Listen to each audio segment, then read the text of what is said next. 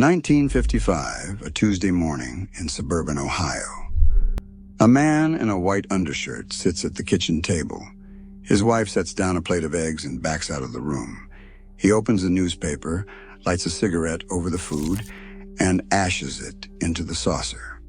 He has already opened her mail, declined the job offer she received, told the neighbors she would not be joining the bowling league, and signed her name at the bank.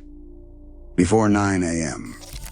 By Thursday, he will drive drunk with the children in the car, fire his secretary for getting pregnant, and refuse to let his wife leave the state without written permission. Nobody called the police. Nobody called it anything. That was just Tuesday. These are 25 things every 1950s husband did that would land him in a courtroom, a cell, or at minimum, a very expensive divorce settlement today. Loving this trip back in time? Hit subscribe and drop a comment. Which of these rules did your mother or grandmother follow? Number 25. He opened her mail. Every piece. The mailbox belonged to the husband. Letters addressed to his wife, her doctor, her sister, the publisher she had written to about her short story, arrived on the hall table and were read by him first. Federal law today makes that a criminal offense. Tampering with someone else's mail carries fines and up to 5 years in federal prison. The Postal Service does not have a domestic harmony exception. He never thought of it as tampering. He thought of it as knowing what was going on in his own house. That sentence explains most of this list. Number 24. He controlled her bank account by existing. A woman in 1955 could not open a bank account without her husband's signature. No credit, no financial identity, no independent account. Money she earned, inherited, or saved was legally accessible to him in ways that had no equivalent in the other direction. The Equal Credit Opportunity Act did not arrive until 1974. A husband who emptied a joint account or simply refused to let his wife access funds she had deposited herself was exercising his legal rights as head of household.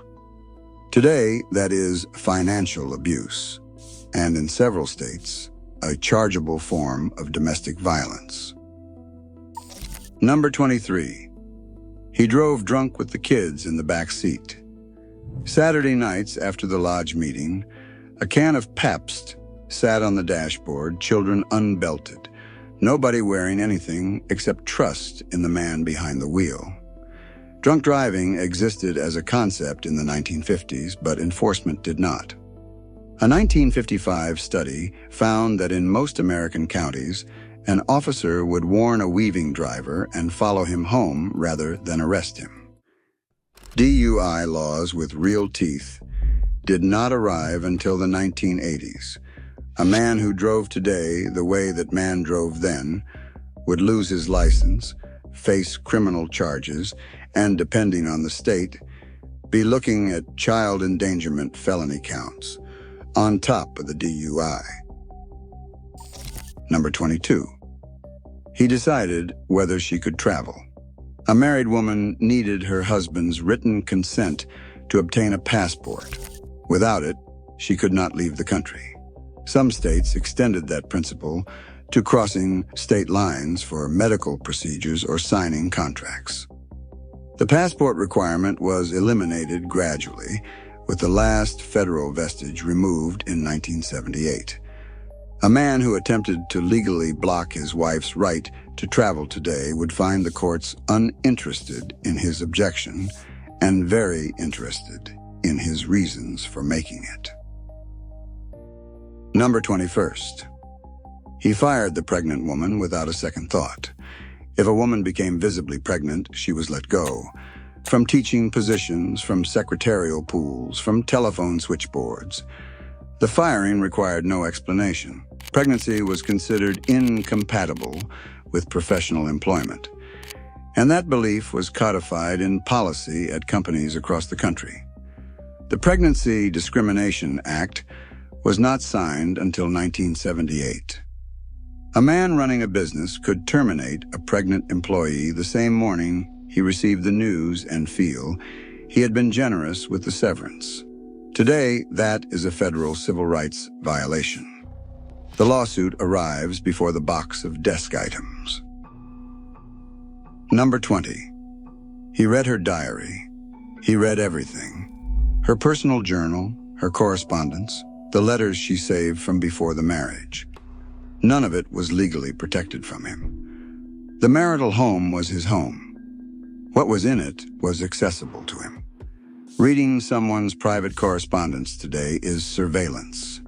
A husband who hacked his wife's email to read what she had written in confidence would be looking at federal computer fraud charges. The content of the crime is identical, only the medium changed. Number 19. He decided she needed to see a doctor or that she didn't. In many states, a husband could admit his wife to a psychiatric facility with minimal legal process. He could also refuse to allow her medical treatment. The diagnostic category of hysteria was a legitimate clinical entry well into the 1960s. Doctors used it. Husbands requested it. Women were admitted to institutions for behavior their husbands found inconvenient. A man who today attempted to have his wife institutionalized for disagreeing with him would encounter a psychiatric review board and an attorney within 72 hours. Number 18. He hit the children and called it parenting, the belt, the back of the hand, the switch from the yard. A man who physically struck his children in the 1950s was not outside the norm. He was inside it. Child abuse laws with real enforcement began arriving in the 1960s and were not consistent across states until the 1970s. Mandatory reporting requirements, which placed legal obligations on teachers and doctors to report injuries, came later still. A man who struck his child the way a 1950s father struck his child would today be looking at assault charges, a child protective services investigation, and probable loss of custody. Number 17. He smoked everywhere, around everyone, always. In the kitchen, over dinner. In the car, with the windows up and the children in the back. In the hospital room, where his wife was recovering from surgery. Cigarettes were lit on airplanes, in offices, in school faculty lounges. The tobacco industry knew by the early 1950s that secondhand smoke caused cancer, and spent decades keeping the public uncertain. Smoking in a car with children present is now a ticketable offense in California, Utah, Maine, Arkansas, and a growing number of other states. What that man did on the closed highway is now a crime in a significant portion of the country. Number 16. He made career decisions for her without telling her. A job offer arrived. He decided she would not take it. He called the employer directly in some cases. In other cases, he said nothing, and the opportunity disappeared. Today, this is called tortious interference in employment law. A husband who contacted his wife's employer, misrepresented her availability, or actively sabotaged her professional prospects while controlling her finances would be in territory that overlaps with economic coercion statutes in multiple states. The outcome was the same, whether the method was a phone call or a withheld letter. Number 15. He drank at work, before work, during lunch. The 3-martini lunch was not a punchline. It was a calendar entry. Flasks were kept in desk drawers.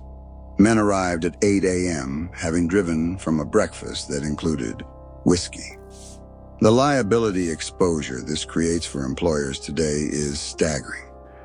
OSHA regulations, workplace safety law, and insurance requirements have collectively made the functioning drunk at his desk a firing offense and a legal liability.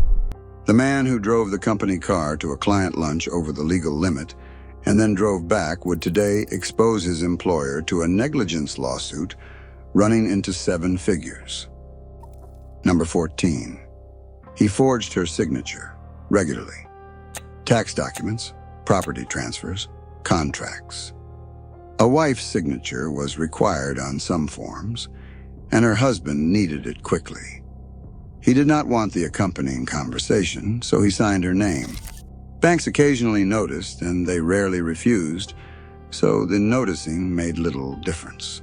Forgery is a felony. Signing another person's name on a legal document, including a federal tax return, is fraud and carries years in prison. The IRS does not have a domestic harmony exception. The Property Title Office has no provision for "she would have agreed." Number 13. He hit her, and the police drove away. This requires plain language. Domestic violence was not a crime that American law enforcement consistently pursued until the 1970s and 1980s. Officers called to a home where a woman had been struck exercised what was called officer discretion. They separated the parties. They suggested the husband take a walk. They drove away. The Violence Against Women Act did not pass until 1994. Mandatory arrest laws, which require an officer to make an arrest when there is probable cause, were adopted at different times across states and still vary. What those officers drove away from in 1955 is today an arrestable offense with no discretion available. The husband is arrested. The case proceeds whether or not she presses charges. Number 12. He decided she did not need a lawyer. A wife involved in any legal matter navigated it through her husband or not at all. Retaining independent legal counsel without his knowledge was financially impossible for most women whose money he controlled. A man who today blocked his spouse's access to legal counsel in a matter affecting her directly would be interfering with her right to representation. In divorce proceedings, courts take a dim view of spouses who manipulate the other party's access to attorneys, and they have mechanisms to respond, including fee shifting and sanctions. Number 11. He decided where the family lived. She packed. Job transfer in spring, new city by summer, her friendships, her family, her connections to place, all portable because his career was the one that moved. The law codified this under the legal concept of domicile. A wife's legal domicile was her husband's automatically by operation of marriage. This determined her voting registration, jury eligibility, tax residency, and which courts had jurisdiction over matters involving her. She could be moved out of a state where she had legal protections and into one where she had fewer without her consent because he accepted a promotion. Enjoying this look back? Subscribe and turn on the bell. It's the only way to catch our next deep dive into the forgotten rules of the past. Number 10. He signed her out of the hospital. Post-surgical recovery, psychiatric care. A husband could arrive at the hospital and discharge his wife over her objection and over the doctor's objection because he was her legal next of kin, and the law gave him authority over her medical decisions. Informed consent law, which established that a competent adult patient has the right to make her own medical decisions, and those decisions cannot be overridden by a family member, was developed largely in the 1970s. Before that, the man in the hallway had more legal authority over her treatment than she did. Number 9. He quietly ended her friendships, not with any documented mechanism, with moods, with the particular chill that fell over the house when certain women called, until those women stopped calling, until the friendships atrophied, and the connections were gone and she had fewer people to talk to about what was happening at home. Courts today recognize social isolation as a documented pattern in coercive control, which has been criminalized in Hawaii and in the United Kingdom as a specific offense. The mechanism requires no single dramatic act. It requires patience and the willingness to make her world smaller, one friendship at a time. Number 8. He spoke to her doctor for her. She sat in the waiting room. He sat in the examination room.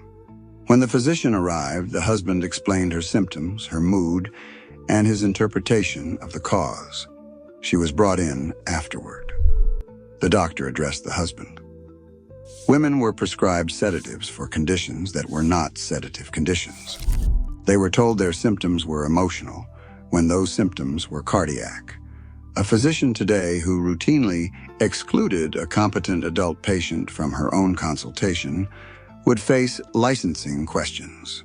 A husband who attempted that conversation and prevented her from speaking to the doctor privately would be in territory that hospital patient rights departments recognize immediately. Number 7. He took the car keys so she could not leave. Physical restraint does not require ropes. A woman with no access to the car, no money, and no independent bank account was restrained as effectively as if the doors were locked. Taking the car keys left no marks and required no confrontation. She simply could not go anywhere. False imprisonment. Under American law does not require physical force. Restraint achieved through removal of means of transport combined with economic coercion that prevents a person from leaving has been argued successfully in both civil and criminal contexts. The car keys were the mechanism. The confinement was the crime. Number 6. He used the children as informants. What did she do today? Who called? Did she seem upset? A man who wanted to monitor his wife's movements and could not be home to do it deployed the children at dinner. The children were not yet old enough to understand what they were doing, but they were old enough to answer his questions.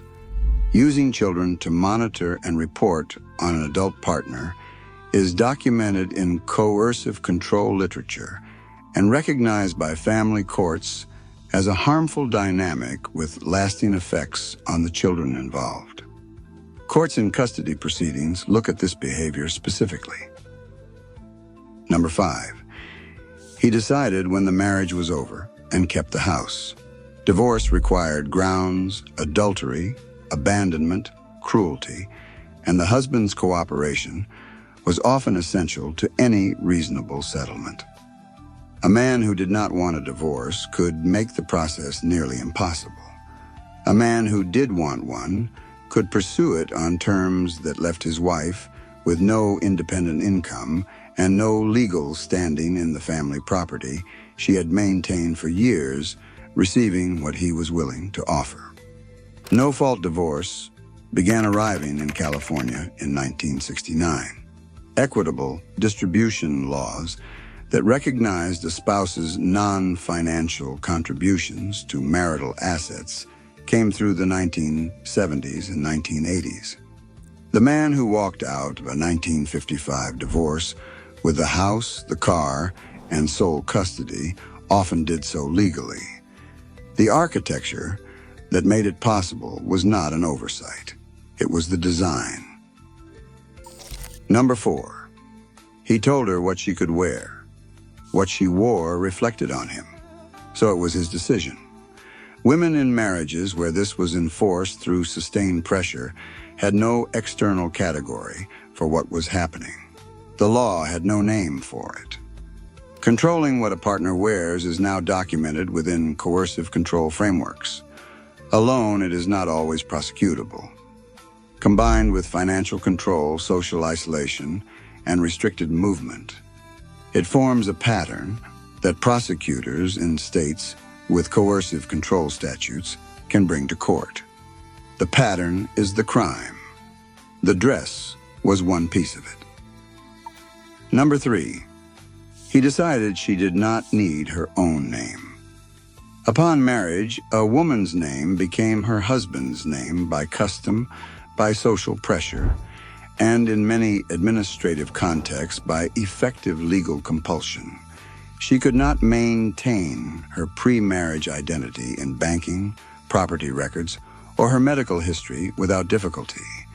The legal right to maintain a birth name after marriage was not consistently established across American states until the 1970s and the 1980s.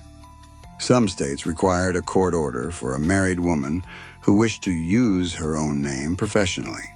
A man today who attempted to prevent his wife from using her own name on documents she signed would encounter a legal system with no provision for his preference and considerable protection for hers. Number 2, he decided she would not take the pill. The birth control pill was approved by the FDA in 1960, and in many states, a married woman still could not obtain it without her husband's consent. Physicians asked whether the husband approved, and pharmacists asked whether the husband knew. Griswold versus Connecticut, the 1965 Supreme Court decision that established a constitutional right to marital privacy, including contraceptive use, came 5 years after the pill was available. The cases that led to it involved physicians arrested for providing contraceptive counseling to married women in Connecticut. The husband's veto was not always informal. A man who today attempted to prevent his wife from obtaining contraception through legal, medical, or pharmaceutical channels would find no law that supported him and considerable law that did not. Number 1, he never once thought he was doing anything wrong. This is the thing that does not fit in a courtroom but matters most. Every behavior on this list was ordinary. It was the weather of daily life. It required no malice, no awareness, no decision. It was the default mode of being a husband in mid-century America, practiced by men, raised by men who practiced it, who had been raised by men who knew no other way. The law cannot reach back into 1955. It cannot charge anyone for a Tuesday morning in Ohio 70 years ago. What it could do was be built differently, and it was. Slowly, messily, over decades of women who named what was happening to them before the law had names for it. 25 things. Most of them were legal. All of them were wrong. Somewhere right now, a woman is sitting across a table from a lawyer, reviewing a custody agreement, a protective order, a bank account opened in her name alone. She did not need anyone's permission to open it. That is not a small thing. That is 40 years of law, built entry by women who were tired of Tuesday. Thanks for stepping back into 1956 with us. If this struck a chord, check out the videos on screen and subscribe so you never miss another piece of forgotten wisdom.